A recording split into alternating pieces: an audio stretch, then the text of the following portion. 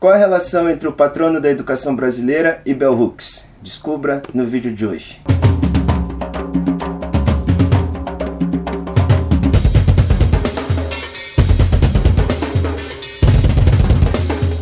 Livro de hoje, Ensinando a Transgredir, de Bell Hooks. A Educação como Prática da Liberdade. Um livro que foi publicado originalmente em 1994, vem para o Brasil em 2013 e essa aqui é a segunda edição de 2017, por aí. Bem, saiu pela Martins Fontes e é um livro que enfim, foi escrito por nada mais nada menos do que Bell Hooks, né, que acho que dispensa qualquer explicação, mas nasceu como Glória, né? Bell Hooks é uma homenagem à sua avó, em 1952, no sul dos Estados Unidos, no estado de Kentucky. Kentucky.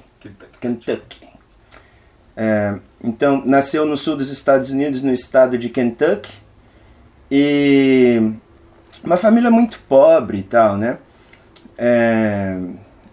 Ela nasce no período de Jim Crow, então, veja, sofre todas as consequências de uma sociedade segregada, né? Ela estuda letras em Stanford, depois mestrado, doutorado, segue essa carreira acadêmica, né? Vira professora universitária, mais de 30 livros publicados, e todos possuem uma temática sobre raça, feminismo, patriarcado e etc. Bem, a obra mais famosa dela é E Eu Não Sou Uma Mulher, que ela fez enquanto estava na graduação ainda, e trabalhava como operadora de telefone à época. E esse livro, mais famoso, da Bell Hooks, é uma menção a um discurso da Sojourner Truth, que em uma reunião feminista, né, a Sojourner ela era uma mulher negra, e nessa reunião feminista ela faz um discurso que pergunta se ela não é considerada uma mulher, né? Porque aquela comissão, aquela reunião feminista branca não a encarava como uma mulher, não tinha esse reconhecimento do corpo negro enquanto uma mulher, né? A mulher negra seria então essa outra coisa, não uma mulher, para aquele movimento da época. E também ela acusa, né, que é uma crítica recorrente do feminismo negro, assim, que as mulheres brancas na época não queriam misturar o assunto da abolição com o sufrágio feminino, que elas achavam que não tinha como se relacionar essas duas lutas, né? Enfim, esse texto ele é publicado depois que ela termina a graduação, mas é de fato que mais lhe dá fama. Para quem não sabe, assim, a Djamila Ribeiro é a grande bíblia assim, dela, né? Se Eu Não Sou Uma Mulher, porque o lugar de fala e o Quem Tem Medo do Feminismo Negro são assuntos pré-trabalhados, já largamente discutido pela Bell Hooks nesse livro do século passado. Bem, mas esse livro que a gente vai falar hoje, da Bell Hooks, é principalmente uma autobiografia dela, assim, uma relação que ela tinha como aluna e que ela teve também, porque, bem, a Bell Hooks faleceu em 2021, se não me engano, e que ela também teve como professora, assim, uma obra que ela quis condensar todos os pensamentos que ela poderia ter sobre educação e como melhorar essas questões, assim. O livro é uma coleção de 14 ensaios e todos, mais uma vez, têm como foco principal a educação, mas são ensaios que foram escritos em diversos períodos diferentes. Logo, alguns temas se repetem, mas isso não tira um prazer em ler, porque não só o tema se repete, mas algumas frases de efeito também são repetidas. Certo momento pode causar uma canseira, assim, de estar lendo, parece que é sempre a mesma coisa, só que eu não acho que isso, de certa forma, tira a genialidade dela, assim, só demonstra como ela é comprometida com essas questões e e como ela realmente acredita nisso que ela está defendendo, né? Enfim, então, a Bell Hooks já começa a introdução falando da sua experiência enquanto aluna, né? Mais uma vez, nasceu no sul dos Estados Unidos, em uma cidade totalmente segregada. Logo, enquanto criança, ela ia numa escola segregada, né? Só que, isso que é interessante, quando a gente analisa as coisas não com um olhar superficial, assim, sempre analisa a partir da experiência de alguém que de fato viveu aquilo, né? A Bell Hooks, ela diz que a escola segregada era melhor do que a integrada, né? E por que ela fala isso? Porque na escola segregada ela tinha um desejo real em aprender. E isso, analisando em retrospecto, ela acredita ser por conta que todos os professores e toda a comunidade escolar era negra, né? Ou seja, eram professores que viviam na comunidade, conheciam a família de cada um e frequentavam a igreja domingo, né? Porque a igreja protestante para a comunidade negra do sul dos Estados Unidos é um ponto importante para entender tudo, assim. E ela refere isso, né? Ela referencia isso. Então, veja, nessa escola segregada, onde toda a comunidade é negra e convive no mesmo espaço, ela tinha vontade para aprender.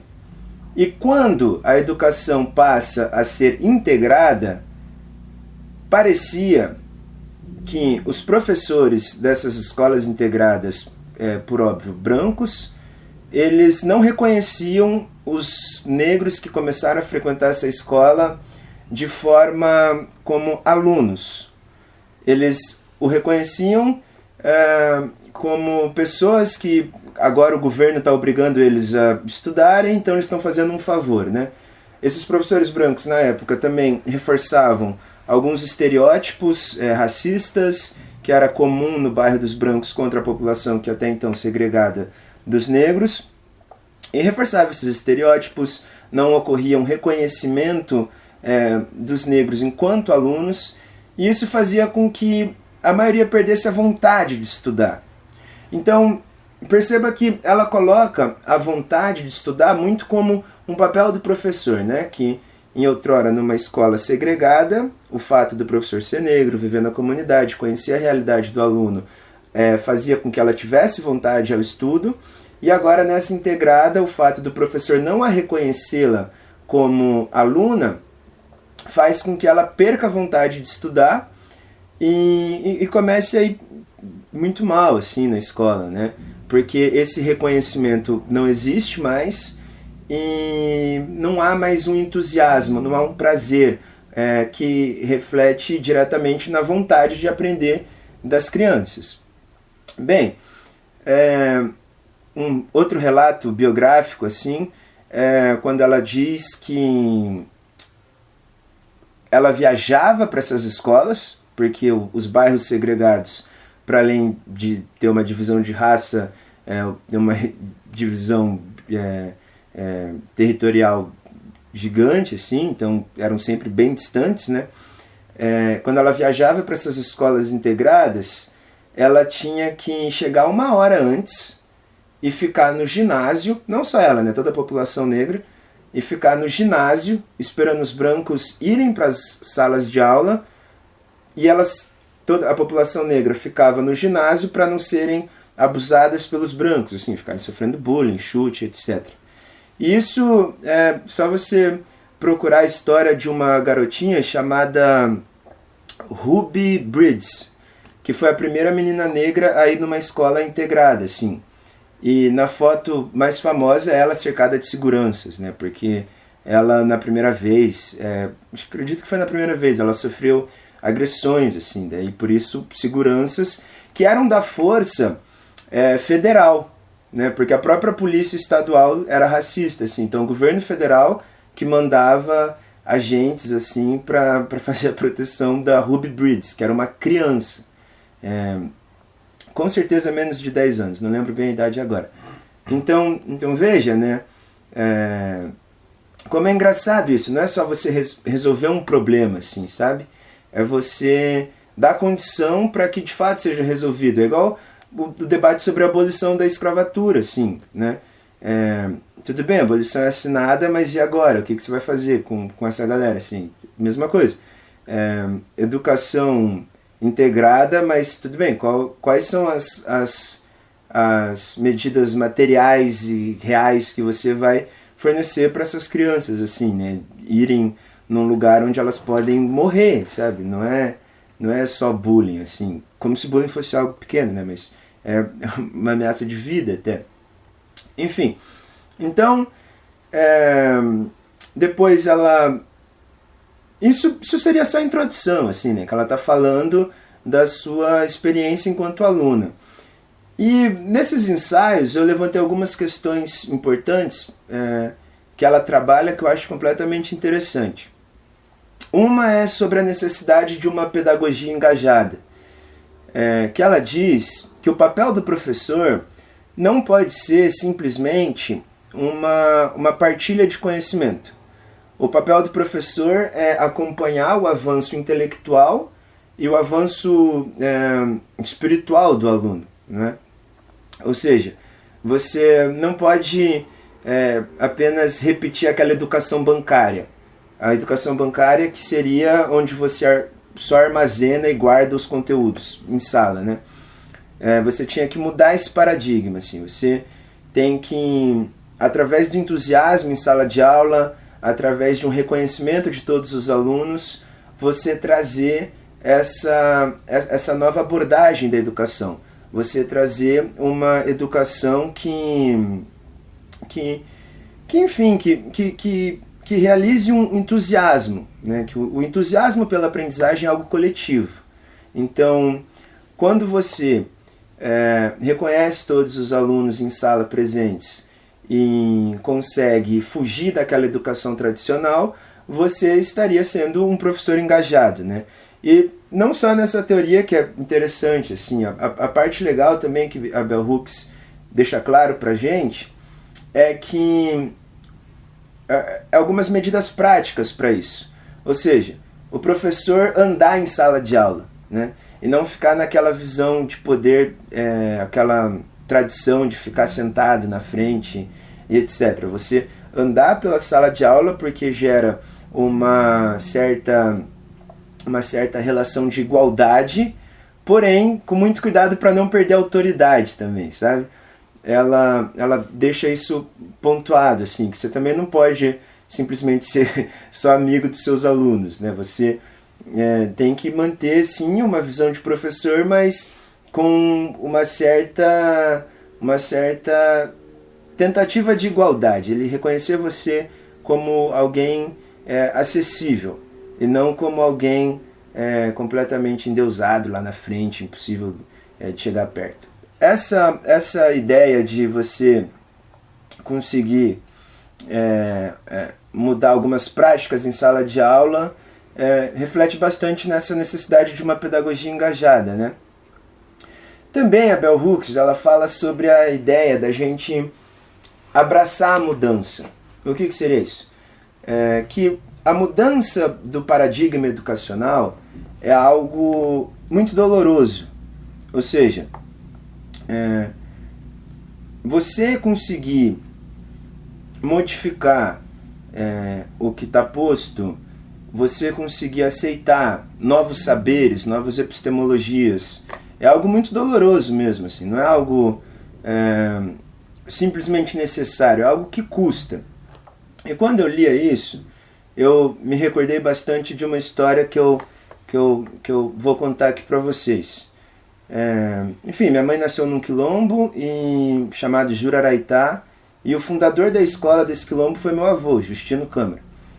E o PPP dessa escola tem uma necessidade de trabalhar os saberes que estão ali, né? Tipo, cuidado da terra, a história de quilombo no Brasil, a história da escravidão de uma forma diferente, para eles se reconhecerem, inclusive, como uma comunidade quilombola, né? Então, o plano político-pedagógico é totalmente diferente de uma escola tradicional. O problema é que, conversando com o professor Everaldo, que é o atual professor da escola lá, ele me disse uma coisa que eu fiquei pensativo por um bom tempo, que seria, ele me chama de Júnior, né? Júnior, a dificuldade de você ter um PPP totalmente diferente, um plano de ensino totalmente diferente, é que quando você traz professores da cidade, eles são formados com outra forma de saber, assim. E aqui você tem um plano político-pedagógico perfeito, um plano de ensino perfeito, porém quem ensina não está familiarizado com esses assuntos, sabe? Então esse é o grande problema, assim. É uma mudança de representação, mas não há nenhuma mudança prática, porque esses professores eles teriam que passar por uma formação inicial sobre esses assuntos, porém não passam, percebe? Então esse era o grande problema, e Bell Hooks fala sobre isso, né? Porque a educação acadêmica, universitária, ela tem uma tradição de sempre seguir a universal, ou seja, você não vai ter aula sobre os novos saberes do Quilombo, por exemplo. Você não vai ter isso. Então, essa é a grande dificuldade de você ter professores, pedagogos, indo nesses lugares, assim, para dar essas aulas, porque a educação formal não vai te dar essa base, né? Enfim, então, a ideia de você abraçar a mudança para mudar um possível paradigma educacional, passa por isso, passa por uma dificuldade, inclusive de falta de formação docente mesmo para isso, né? Bem, outra coisa também que eu acho interessante que ela fala é essa relação entre a teoria e a prática, que aos professores ela deveria ser mais levada a sério, não é? Porque uma coisa que ela disse que é engraçado, que é interessante, né? A posse de um termo não dá materialidade a ele, né? A maioria dos professores, assim, se você for conversar no curso de pedagogia, vão falar que adoram Paulo Freire, mas, enfim, eles não colocam isso em prática no dia a dia, sabe?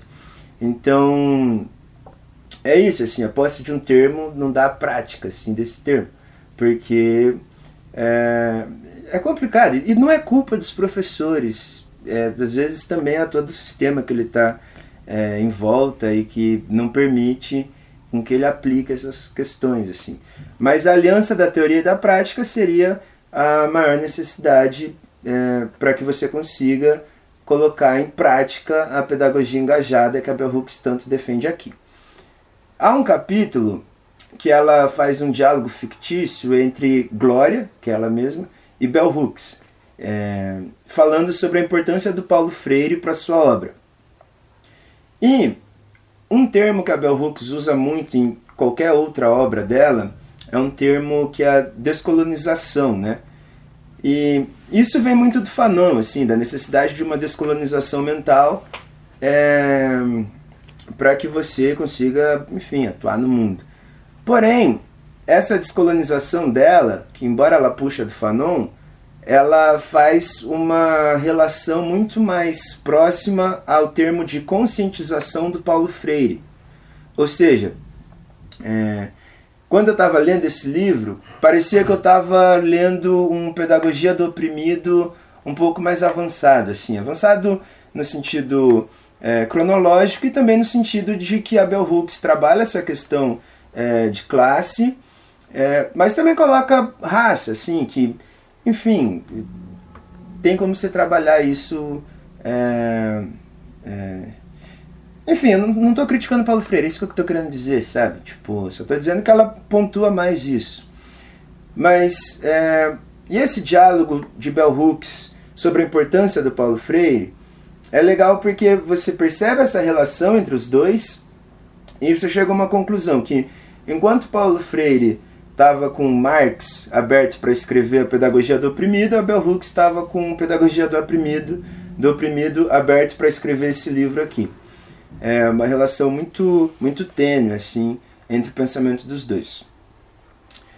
Bem, Bell Hooks, por óbvio, vai falar de identidade também, né? Ela parte de algo que é a afirmação da identidade, é uma luta contra a dominação, né? E, enfim, ela faz uma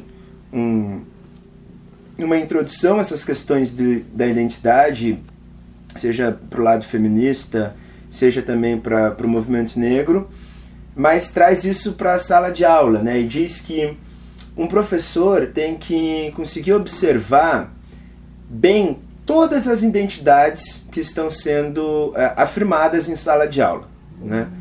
Porque a sala de aula é isso, a sala de aula você vê diversos grupos de pessoas, né? E você precisa reconhecer todos de forma igual, assim. É claro que há quem vai precisar mais de algum atendimento em específico, mas você precisa reconhecer igual, você precisa dar o acesso à fala igual a todos, sabe? Não é necessariamente privilegiar um grupo a outro. E aqui que é um ponto, sabe? Tipo, eu enquanto professor negro, não é que eu tenho que dar mais atenção a um aluno negro. Isso é algo que muita gente se engana, assim. Não, é eu reconhecer o homem negro da mesma forma que eu vou reconhecer o homem branco, sabe? É reconhecer as vozes, não é privilegiar ninguém. E é isso que ela deixa muito claro, assim. Quem lê Bell Hooks e acha que você precisa privilegiar determinada voz em sala de aula, leu errado, porque não é isso que ela está dizendo. Ela está falando que a única coisa que você tem que fazer é, da mesma forma que você vai privilegiar a voz de uma mulher preta trans, você também vai ter que escutar a voz de um homem branco hétero, sabe? É você reconhecer as vozes e colocar elas como presentes. Claro que o reconhecimento da voz de cada aluno não quer dizer que você vai deixar ele falar um absurdo. É só que você precisa reconhecer ele enquanto um indivíduo real que existe e que ele tem direito à fala e levar todos os seus questionamentos, experiências para a sala de aula. Porque a sala de aula é isso, mais uma vez. Uma diversidade absurda de identidades. E, enfim, eu sou professor de cursinho popular e as aulas que geralmente eu ministro são cheias, assim, né? São tipo 60 alunos, etc. E cara, tipo, você precisa lidar com isso, assim, né? Eu tenho o costume de andar em sala de aula.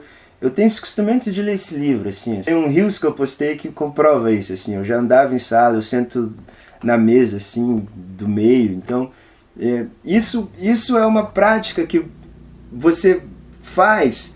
E eu posso garantir que eu tenho uma relação boa com os alunos e consigo identificar todas as questões que acontecem, não todas, né? Mas boa parte das questões que acontecem ali, e não só pelo cargo de direção, mas também pela ideia de ser um professor próximo aos alunos. Muitas demandas chegam a mim, assim, sabe? E a demanda das mais bizarras, assim, que vocês podem imaginar, tipo coisa engraçada, inclusive, né? Enfim, então, é isso, é você identificar cada pessoa, cada voz, como indivíduos reais, assim, sabe? Não é privilegiar ninguém, é só reconhecer os mais oprimidos como pessoas, igual você normalmente reconhece os universais, né? Enfim. Bem, outro ponto muito legal, assim, da Bell Hooks é que ela coloca esse mito, assim, de um avanço da educação progressista como vencedora, sabe? Nos Estados Unidos isso é completamente relacionado ao Brasil. É só ver o que esse último... É que essa relação desse mito de que a educação progressista ganhou aconteceu nos Estados Unidos e também ocorreu aqui no Brasil nesse último período de churume nacional. Nesses 4 anos que foi completamente... o Paulo Freire foi completamente pisado e, enfim, os professores perseguidos, né? Bem, quando a gente pensa nessa possível ideia de que a educação mudou totalmente e que aquela educação conservadora, e conservadora, aspas, né? Tipo, que seria a apresentação maior dos clássicos e etc. Muita gente advoga que isso acabou, assim, né? Que Paulo Freire venceu e que a gente não estuda coisa que presta. Tem uma galera que realmente acredita nisso. E veja, isso é uma farsa absoluta, né? Porque uma coisa é você mudar a representação de como você fala sobre essas coisas, assim.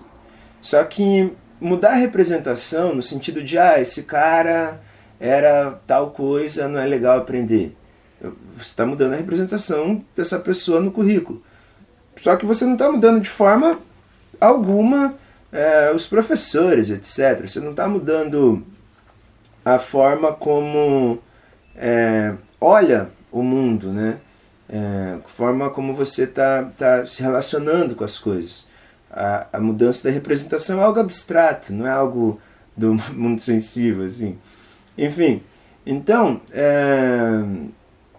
tem uma frase dela que eu gostei bastante, que é: mudar o currículo não quer dizer mudar o paradigma. Percebe? Eu tô dando aula para o ensino fundamental 1 agora, e tem uma história que vai em frente com isso, assim. Tem um colega lá, que é um senhor mais velho, e, enfim, hoje é obrigatório você ensinar a história da África por conta do currículo e tal, né?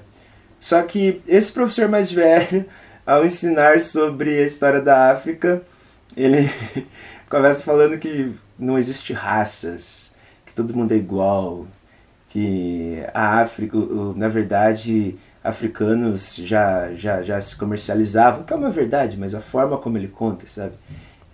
Que os portugueses não tinham culpa, porque a escravidão era comum na época. E sabe, é um cara que é professor atualmente, assim, tipo, o cara pra falar isso tem que ser maluco, porque só você ir, sei lá, você ir no texto do Marx, assim, Marx fala contra a escravidão. O próprio Voltaire, ele na época é contra, não contra, mas denuncia, né, a escravidão a partir da ideia do preço do açúcar na Europa e tal. Então veja, se esses caras falavam isso à época, pô, um professor atualmente falar essas coisas é um absurdo, né, para dizer o mínimo. E, enfim, o currículo mudou, mas a forma como se ensina não mudou o paradigma, sabe? Você só está mudando a maneira de representação, você só está falando justamente sobre, sabe, tipo, é preciso falar sobre a África, ok, mas como falar e etc, né? Então, é isso, assim, a forma como muita gente acha que há alguma pedagogia engajada, alguma coisa nesse sentido, porém com diversas coisas a serem melhoradas. Eu também tive uma experiência de 3 anos numa empresa que se pretende revolucionária na educação, mas com os métodos mais arcaicos possíveis e bizarros, sem nenhum respeito a nada, assim, de relação aluno e professor. Forma como não mudou plenamente, assim, essas questões. E por fim, há uma relação que ela coloca a classe na vida acadêmica, né, que eu achei de uma maneira bem interessante, que lembra um pouco do W.E.B. Du Bois, que ela diz, enfim, a classe proletária, quando vai à universidade, ela tem que lidar com 2 situações, né, a casa e a faculdade. Ou seja, eu conversava uma vez com um amigo, o Saulo, que é representante do Ubuntu, que é Cursinhos Populares aí de São Paulo, o que eu visitei no Capão, mas conversava com ele uma vez e ele dizia, cara, eu fico às vezes mais tempo no metrô, ônibus, para sair aqui do Jardim Ângela e ir lá na USP do que eu tive tipo de aula, sabe? Porque às vezes tem aula que é 2 horas e ele ficou 3, 4 horas às vezes em transporte público. Então, isso também acontece na região metropolitana daqui e a faculdade daqui, mas aqui em São Paulo acho que né, que são 4 horas, né? Enfim, então veja. É o problema de São Paulo também. Sim, também. Exato. Então, tipo, justamente isso, assim, né? Dessa realidade de casa e faculdade. Daí você chega depois de, 2 horas, assim, de ônibus e tal, às vezes até mais, e daí você vê uma realidade às vezes diferente, e daí você tem que voltar depois pro seu bairro e tal. Essa realidade, essa dupla consciência, né, que você acaba tendo de uma faculdade, mais uma vez, boa parte com grana, e você nessa lida aí, e daí você volta sempre para casa depois de alguns minutos de uma outra realidade, né? Isso lembra bastante o que o Dubois fala no Souls of Black Folk, que seria dessa dupla consciência, assim, que é viver no mundo dos brancos e o mundo dos negros. Ou seja, Bell Hooks tem essa influência também e traduz de uma forma mais atual, né, que seria dessas relações de faculdade, bairros e tal. Enfim, acho que é isso que eu tinha para levantar de que é mais interessante sobre esse livro, para o meu entendimento. Acredito que esse livro é um grande ganho assim, para um professor, professora que estiver começando a carreira, assim, que é muito meu caso, assim, então isso, sabe, é tipo um manual de resistência, assim, um manual de ver as coisas. E também de validar algumas coisas que você já pensava, né? Que nem eu disse sobre ficar andando em sala. Enfim, então é um guia. Que falar guia parece que eu estou tirando a importância, assim, né? Mas importância teórica e tal. Mas é realmente um livro muito legal. Eu recomendo a professores, professoras, alunos e também para quem tem um interesse em Bell Hooks, ou principalmente, na verdade, para quem acha que a Bell Hooks faz textão de Facebook. Porque eu já vi várias críticas assim, que ela falando sobre o amor não é interessante e tal, mas ela mesma em alguns lugares falou que ela sempre queria fazer essa escrita não acadêmica para vender mesmo e aumentar o debate. Mas aqui é uma escrita bem interessante, bem, não vou dizer bem acadêmica porque não é, mas é bem interessante que, enfim, acho que possa interessar aí alguém. Então, Bell Hooks, Ensinando a Transgredir, pela Martins Fontes. É isso, pessoal. Obrigado. Sempre uma satisfação. Assinem o Catarse, curtam o vídeo, se inscrevam no canal.